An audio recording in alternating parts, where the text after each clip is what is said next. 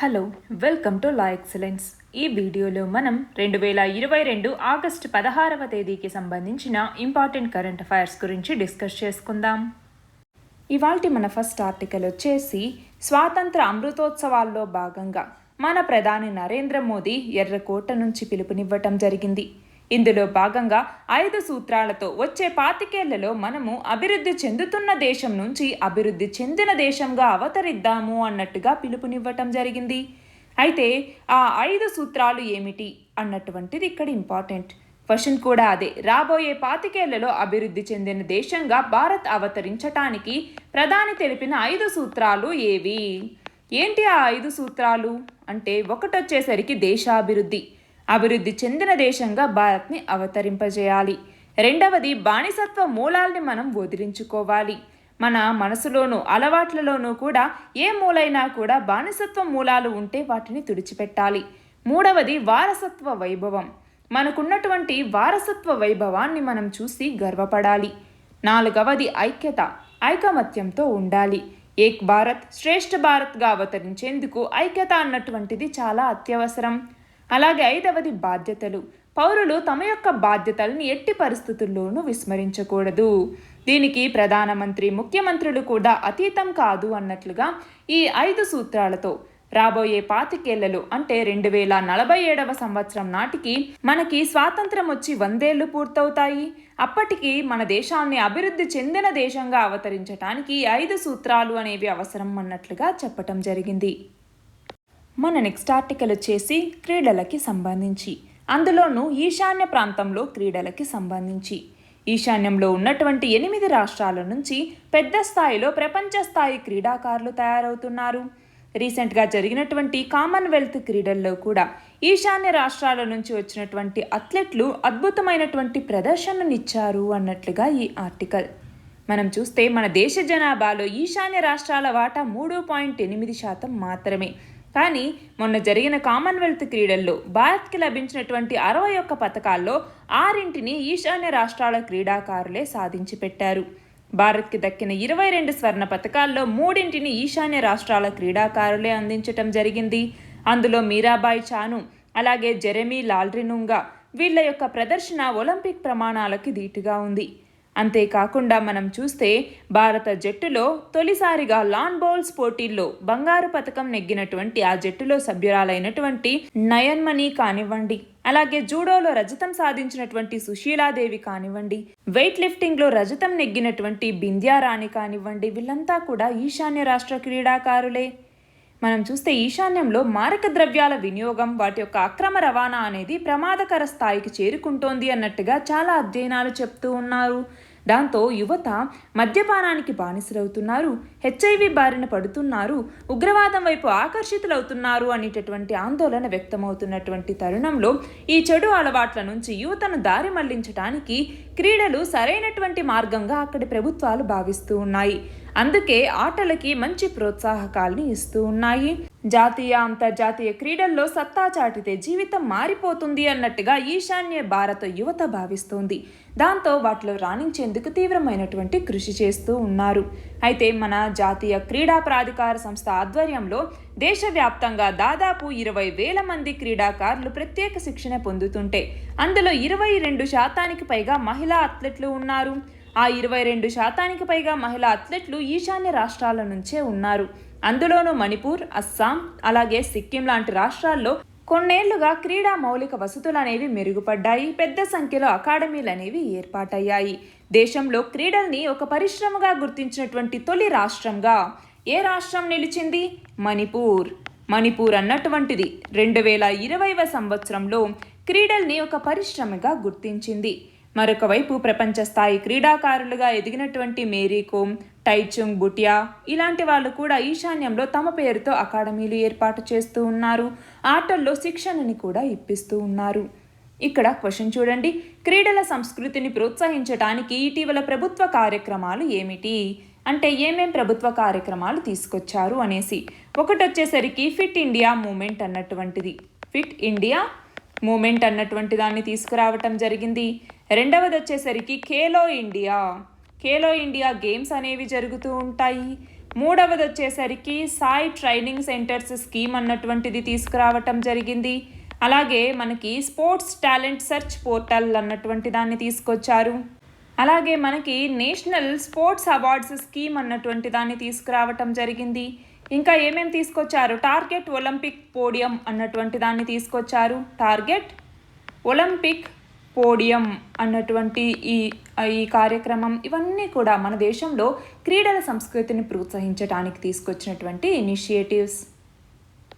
మన next article వచ్చేసి వాతావరణ మార్పుల కారణంగా భారతదేశంలో కుండపోత వర్షాలు, వరదల యొక్క ముప్పు అనేటటువంటిది అధికమవుతుంది.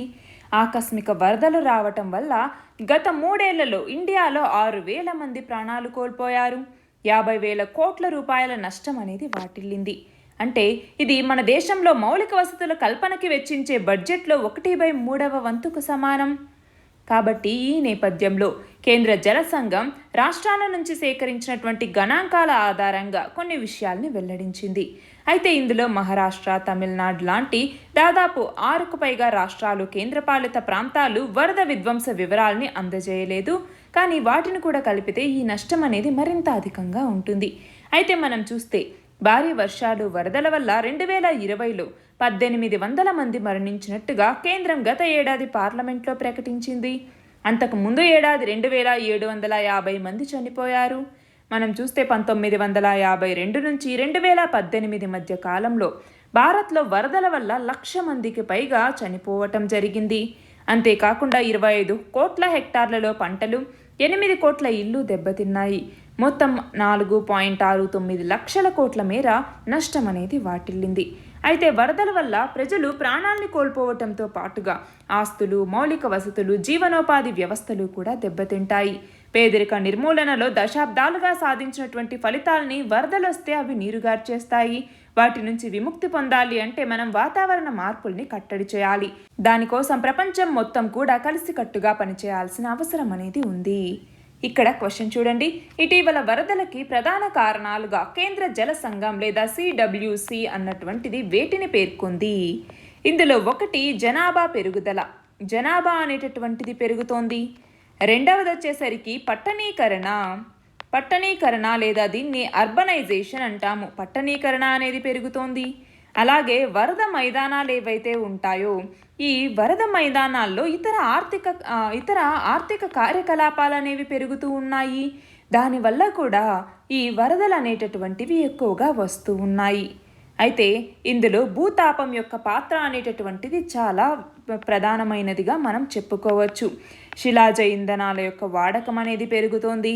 మానవ కార్యకలాపాల వల్ల వాతావరణంలోకి కర్బన ఉద్గారాలు అనేవి విడుదలవుతూ ఉన్నాయి. ఫలితంగా భూగోళం అనేది వేడెక్కి నీరు ఆవిరవడం అనేది అధికమవుతోంది. దాంతో వర్షాలు అనేవి సడన్గా కురవటం, అర్బన్ ఫ్లడ్స్ అనేవి ఎక్కువగా రావటం లాంటివి జరుగుతున్నాయి. మన నెక్స్ట్ ఆర్టికల్ వచ్చేసి ఆఫ్ఘనిస్తాన్లో మహిళల యొక్క హక్కులకి సంబంధించి.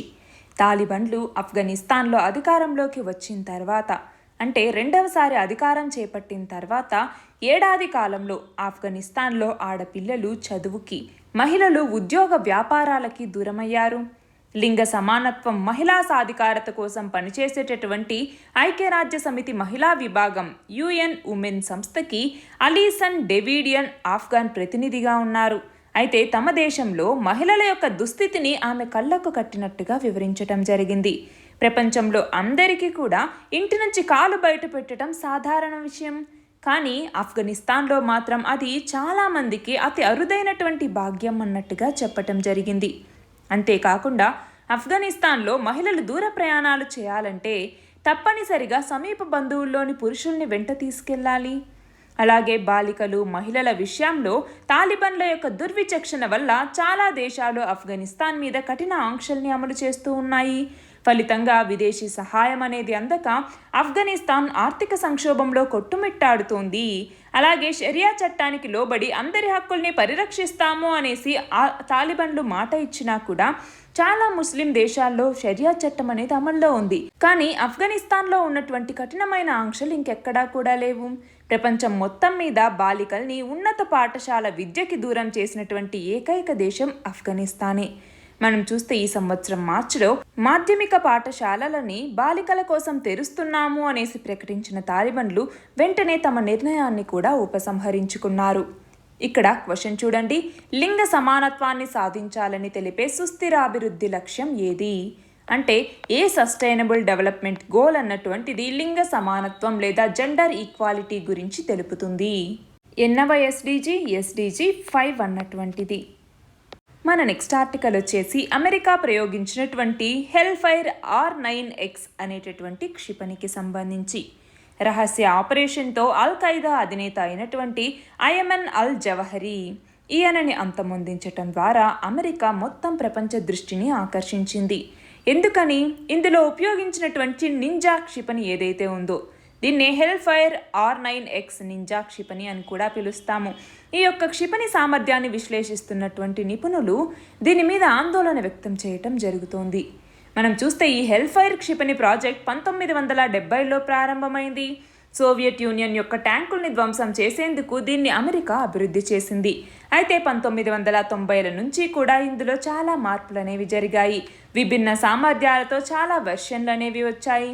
అందులో విస్ఫోటక పేలోడ్లని భిన్న సమయాల్లో విభిన్న రీతుల్లో పేల్చేటటువంటి వెసులుబాటు కూడా ఉంది. లక్ష్యాన్ని తాకడానికి ముందు కానీ తర్వాత కానీ అవి పేలిపోతాయి.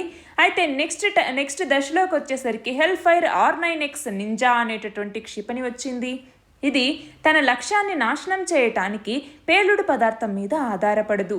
వేగం, ఖచ్చితత్వం, అలాగే గతిజ శక్తి, చివరి క్షణాల్లో విచ్చుకునేటటువంటి దాంట్లో ఉన్నటువంటి బ్లేడ్లు దాని యొక్క బలం. అలాంటి ఆ క్షిపణితోనే ఇప్పుడు అల్ ఖైదా అధినేత అయినటువంటి జవహరీని అంతమొందించటం జరిగింది. క్వశ్చన్ చూడండి, ఏ క్షిపణిని ఉపయోగించి అమెరికా అల్ ఖైదా అధినేత జవహరీని అంతమొందించింది? ఏ క్షిపణి? హెల్ఫైర్ R9X అన్నటువంటి క్షిపణి. నెక్స్ట్ క్వశ్చన్ వచ్చేసి, తెలంగాణ ప్రభుత్వ ముఖ్యమంత్రి కేంద్ర ప్రభుత్వం సమాఖ్య విలువలకు తూట్లు పొడుస్తోంది అన్నట్టుగా చెప్పటం జరిగింది. అయితే ఈ నేపథ్యంలో మనము అసలు ఫెడరలిజం లేదా సమాఖ్యకి సంబంధించి అసలు ఏమేమి ఇష్యూస్ ఉన్నాయి? మన భారతదేశానికి సంబంధించి ఫెడరలిజం అన్నటువంటిది మన డ్యూయల్ గవర్నమెంట్ సిస్టమ్, అంటే సెంటర్ మరియు స్టేట్స్ ఉన్నటువంటి ఈ సిస్టంలో ఫెడరలిజం అన్నటువంటిది చాలా ముఖ్యమైనది. మన కాన్స్టిట్యూషన్ యొక్క బేసిక్ స్ట్రక్చర్లో వన్ ఆఫ్ ద పిల్లర్స్గా ఈ ఫెడరలిజంని కూడా పేర్కొంటూ వస్తాము. అయితే ఈ ఫెడరలిజం అన్నటువంటిది మన దేశంలో మనకి ఈ క్వాసీ ఫెడరలిజం అనేసి కొంతమంది చెప్తూ ఉంటారు.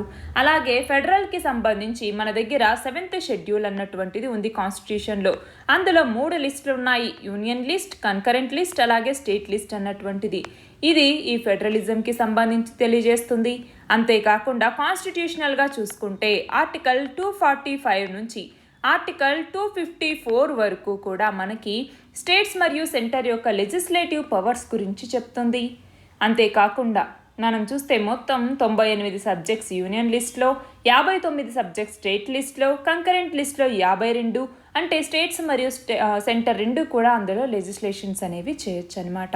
అంతేకాకుండా వీటికి సంబంధించి ఇష్యూస్ అనేవి ఏమేమి ఉన్నాయి అన్నట్టుగా మనం చూస్తే ఫెడరలిజంకి సంబంధించి 1వది ఫిస్కల్ పాలసీస్ ఏవైతే ఉంటాయో ఫిస్కల్ పాలసీస్ అంటాము. ఈ ఫిస్కల్ పాలసీస్ మీద సెంటర్ డామినెన్స్ అనేటటువంటిది పెరుగుతూ వస్తోంది. అంటే స్టేట్స్ యొక్క సెంట్రలీ స్పాన్సర్డ్ స్కీమ్స్లో స్టేట్స్ యొక్క మానిటరీ షేర్ అనేటటువంటిది పెంచుతూ ఉన్నారు. అలాగే డిమానిటైజేషన్ని తీసుకురావటం కూడా, స్టేట్స్ని సరిగ్గా కన్సల్టేషన్ అనేది చేయకుండానే డిమానిటైజేషన్ ఇంపోజ్ చేయటం జరిగింది. అలాగే స్మార్ట్ సిటీ మిషన్కి సంబంధించి కూడా కొన్ని స్టాట్యుటరీ ఫంక్షన్స్ని అవుట్సోర్స్ చేయటం జరిగింది. అంతేకాకుండా మనం చూస్తే 2020-21 నాటికి యూనియన్ గవర్నమెంట్ షేర్ అన్నటువంటిది టోటల్ కాంట్రిబ్యూషన్, అంటే పెట్రోలియం సెక్టార్లోకి వచ్చేసరికి టోటల్ కాంట్రిబ్యూషన్లో 68% యూనియన్ గవర్నమెంట్కు ఉంటే ఓన్లీ 32% మాత్రమే స్టేట్స్కు ఉన్నాయి. కానీ మనం చూస్తే 2013-14లో యూనియన్కి మరియు స్టేట్స్కి, అంటే యూనియన్కి స్టేట్కి షేర్ అన్నటువంటిది 50:50గా ఉండేది. అలాగే కోవిడ్-19 ఇంపాక్ట్ అన్నటువంటిది కూడా మనం చూస్తే కోవిడ్-19 మేనేజ్మెంట్కి సంబంధించి, అంటే టెస్టింగ్ కిట్స్ కావచ్చు, వ్యాక్సినేషన్ కావచ్చు, ఇవన్నీ కూడా మనం చూస్తే ఈ గవర్నమెంట్ అన్నటువంటిది సెకండ్ వేవ్ టైంలో క్రిటిసిజంని ఎదుర్కొంది. అప్పుడేం చెప్పింది? హెల్త్ అనేది స్టేట్ సబ్జెక్ట్ అన్నట్టుగా స్టేట్కి క్లెయిమ్ చేయటం జరిగిందనమాట. అలాగే లెజిస్లేషన్స్ అన్నటువంటివి స్టేట్ యొక్క అటానమీని వీకెండ్ చేసేలాగా తీసుకురావటం జరిగింది. ఫర్ ఎగ్జాంపుల్ ఫార్మ్ బిల్స్ ఏవైతే ఇప్పుడు రిపీల్ చేశారో అవి కావచ్చు, అలాగే బ్యాంకింగ్ రెగ్యులేషన్ అమెండ్మెంట్ యాక్ట్ కావచ్చు, అలాగే government of national capital territory amendment act కావచ్చు, ఇండియన్ మెరైన్ ఫిషరీస్ బిల్ కావచ్చు, డ్రాఫ్ట్ ఎలక్ట్రిసిటీ అమెండ్మెంట్ బిల్ కావచ్చు, నేషనల్ ఎడ్యుకేషన్ పాలసీ కావచ్చు, ఇలాంటివన్నీ కూడా స్టేట్స్ యొక్క అటానమీని వీకెండ్ చేసేలాగా ఉన్నాయి. అలాగే ట్యాక్సేషన్ రిలేటెడ్ ఇష్యూస్ కూడా చాలా ఉన్నాయి. మనం చూస్తే నాన్ డివిజబుల్ పూల్ సెస్ అలాగే సర్చార్జ్ ఏదైతే ఉందో అది యూనియన్ గవర్నమెంట్కి 2019-20లోకి వచ్చేసరికి 12.67% ఉంటే అది 2020-21కి వచ్చేసరికి 23.46% పెరిగింది. అంతేకాకుండా కొన్ని జిఎస్టీ స్పెసిఫిక్ ఇష్యూస్ కూడా ఉన్నాయి. అలాగే ఫండ్స్కి కూడా ఇన్అడెక్వేట్ ఫండింగ్ అన్నటువంటిది కూడా రెండిటి మధ్య ఫెడరలిజంకి ఒక సమస్యగా మారింది. అంటే క్యాష్ అన్నటువంటిది సరిగ్గా లేనటువంటి స్టేట్స్ నాన్ ట్యాక్స్ రెవెన్యూస్ కోసం ఆధారపడుతుంది. అంటే నాన్ ట్యాక్స్ రెవెన్యూస్ని అడుగుతూ, అంటే ఫండ్స్ని జనరేట్ చేసుకోవటానికి, వాళ్ళ యొక్క ప్రోగ్రామ్స్ని సస్టైన్ చేసుకోవటానికి నాన్ ట్యాక్స్ రెవెన్యూస్ని అడుగుతూ వస్తోంది. ఇలా సెంటర్కి స్టేట్కి మధ్య ఉన్నటువంటి ఇష్యూస్ వల్ల ఫెడరలిజం లేదా సమాఖ్య వ్యవస్థ అనేటటువంటిది దెబ్బతినే అవకాశం అనేది ఉంది. మన నెక్స్ట్ ఆర్టికల్ వచ్చేసి ఏపీ ప్రభుత్వం ఏర్పాటు చేసినటువంటి ధార్మిక పరిషత్కి సంబంధించి 3 రోజుల కిందట గెజెట్ నోటిఫికేషన్ని జారీ చేసి ఇప్పుడు ఈ ధార్మిక పరిషత్ని ఏర్పాటు చేయటం జరిగింది. దేవాదాయ శాఖ మంత్రి దీనికి చైర్మన్గా, దేవాదాయ శాఖ ముఖ్య కార్యదర్శి ఇందులో సభ్యునిగా, అలాగే కమిషనర్ కార్యదర్శిగా, తిరుమల తిరుపతి దేవస్థానం ఈవోతో సహా ఇతర వ్యక్తులు మొత్తం కలిపి 21 మంది కార్యవర్గంతో ఈ ధార్మిక పరిషత్ని ఏర్పాటు చేయటం జరిగింది. మనం చూస్తే ఆంధ్రప్రదేశ్ రాష్ట్రంలో చాలా కాలంగా పూర్తిస్థాయి కార్యవర్గ ధార్మిక పరిషత్ అనేది లేదు. 2020లో తిరుపతి హతీరాంజీ మఠాధిపతిని తొలగిస్తూ అప్పటి దేవాదాయ కమిషనర్ ధార్మిక పరిషత్ కార్యదర్శి హోదాలో ఆదేశాలు ఇవ్వటం జరిగింది. అంతేకాకుండా ఇంకోవైపు వైఎస్ఆర్ జిల్లాలో బ్రహ్మంగారి మఠానికి చెందినటువంటి మఠాధిపతి మృతి చెందటంతో ఆయన 2 భార్యల కుమారుల్లో ఎవరిని మఠాధిపతిగా నియమించాలి అన్నటువంటి దాని మీద కూడా వివాదం అనేది వచ్చింది. కాబట్టి వీటన్నింటికీ సంబంధించి ఈ నేపథ్యంలో పూర్తిస్థాయి ఈ ధార్మిక పరిషత్ ఏర్పాటు అనేది అవసరం అన్నట్టుగా ఇప్పుడు ఈ ధార్మిక పరిషత్ని ఏర్పాటు చేయటం జరిగింది. ఇక్కడ క్వశ్చన్ చూడండి, ధార్మిక పరిషత్ అధికారాలను తెలపండి. ఈ ధార్మిక పరిషత్ అన్నటువంటిది దేవాదాయ శాఖకి సలహా మండలిగా వ్యవహరిస్తుంది. అలాగే మనకి 25 లక్షల రూపాయల నుంచి 1 కోటి రూపాయల వరకు కూడా వార్షిక ఆదాయం ఉన్నటువంటి ఆలయాలకి పాలక వర్గాల్ని నియమిస్తుంది. అలాగే ఎక్కడైనా ఉల్లంఘనలు జరిగి ఫిర్యాదులు అనేవి వచ్చినప్పుడు మఠాధిపతుల మీద క్రమశిక్షణ చర్యలు తీసుకోవటం లాంటిది దీనికి అధికారం ఉంటుంది. అలాగే మఠాధిపతి చనిపోతే కొత్త వాళ్ళని నియమించే అధికారం కూడా ఈ ధార్మిక పరిషత్కి ఉంటుంది. మన నెక్స్ట్ ఆర్టికల్ వచ్చేసి కోవిడ్-19కి సంబంధించినటువంటి SARS-CoV-2 వైరస్తో సహా దానికి సంబంధించినటువంటి ఒమిక్రాన్ వేరియంట్ని కూడా సమర్థంగా ఎదుర్కొనేటటువంటి బైవాలెంట్ టీకా. ఈ బైవాలెంట్ టీకాకి ప్రపంచంలోనే తొలిసారిగా బ్రిటన్ ఆమోదం తెలిపింది. మోడెర్నా కంపెనీ తయారు చేసినటువంటి ఈ బూస్టర్ టీకాని స్పైక్ వ్యాక్స్ బైవాలెంట్ ఒరిజినల్ లేదా ఒమిక్రాన్గా వ్యవహరిస్తూ ఉంటారు. అయితే ఈ బూస్టర్ డోస్లో సగం 2020 నాటి అసలైన వైరస్ మీద పనిచేస్తే మిగిలినటువంటి సగం ఒమిక్రాన్ వేరియంట్లు అయినటువంటి BA.1, BA.4, BA.5 ఇలాంటి వాటిని నిరోధిస్తుంది అన్నట్టుగా బ్రిటిష్ ఔషధ ఆరోగ్య సంరక్షణ ఉత్పత్తుల నియంత్రణ సంస్థ అన్నటువంటిది చెప్పటం జరిగింది. క్వశ్చన్ చూడండి, ఒమిక్రాన్ వేరియంట్ని సమర్థంగా ఎదుర్కొనే బైవాలెంట్ టీకాకి ప్రపంచంలో తొలిసారిగా ఏ దేశం ఆమోదం తెలిపింది? ఏ దేశం? బ్రిటన్. మన లాస్ట్ ఆర్టికల్ వచ్చేసి శ్రీలంక యొక్క సముద్ర భద్రత అనేది మరింతగా బలోపేతమయ్యేందుకు వీలుగా డోర్నియర్ సముద్ర నిఘా విమానాన్ని భారత్ బహుమతిగా అందజేసింది. 2 రోజుల పర్యటన కోసం శ్రీలంక వెళ్లినటువంటి భారత నౌకాదళ వైస్ చీఫ్ అడ్మిరల్ అయినటువంటి గోర్మడే ఇండియన్ హై కమిషనర్తో కలిసి ఈ విమానాన్ని శ్రీలంక అధికారులకి అందజేయటం జరిగింది. క్వశ్చన్ చూడండి, శ్రీలంక సముద్ర భద్రతని బలోపేతం చేసేందుకు ఏ దేశం డోర్నియర్ సముద్ర నిఘా విమానాన్ని శ్రీలంకకి బహుమతిగా అందజేసింది? ఏ దేశం? భారతదేశం. నిన్నటి క్వశ్చన్ వచ్చేసి భారతదేశానికి నాటో ప్లస్ సభ్యత్వానికి వీలు కల్పించే నేషనల్ డిఫెన్స్ ఆథరైజేషన్ యాక్ట్కి ఏ దేశ పార్లమెంట్ సవరణలు చేసింది? ఏ దేశ పార్లమెంట్ సవరణలు చేసింది? దీనికి అమెరికా పార్లమెంట్ అన్నటువంటిది సవరణలు చేసింది. అయితే ప్రస్తుతం ఎన్ని దేశాలకి నాటో ప్లస్ సభ్యత్వం ఉంది? ఎన్ని దేశాలకి? ప్రస్తుతం 5 దేశాలకి నాటో ప్లస్ సభ్యత్వం అనేది ఉంది. అవి ఏ ఏ దేశాలు అంటే, ఒకటి వచ్చేసరికి ఆస్ట్రేలియా, రెండవదేమో జపాన్, మూడవదేమో న్యూజిలాండ్, నాలుగవది వచ్చేసరికి ఇజ్రాయెల్, అలాగే ఐదవది వచ్చేసరికి దక్షిణ కొరియా లేదా సౌత్ కొరియా. ఈ 5 దేశాలకి నాటో ప్లస్ సభ్యత్వం అనేది ఉంది. భారతదేశానికి నాటో ప్లస్ సభ్యత్వానికి వీలు కల్పించేటటువంటి నేషనల్ డిఫెన్స్ ఆథరైజేషన్ యాక్ట్కి రీసెంట్గా అమెరికా సవరణలు చేసింది. ఇవాల్టి క్వశ్చన్ వచ్చేసి అడాప్ట్ ఏ హెరిటేజ్ ప్రాజెక్టులో భాగంగా 2018లో 250 మిలియన్ రూపాయలకి ఢిల్లీలోని ఎర్రకోట 5 సంవత్సరాల కాలానికి ఏ సంస్థకి అప్పగించబడింది?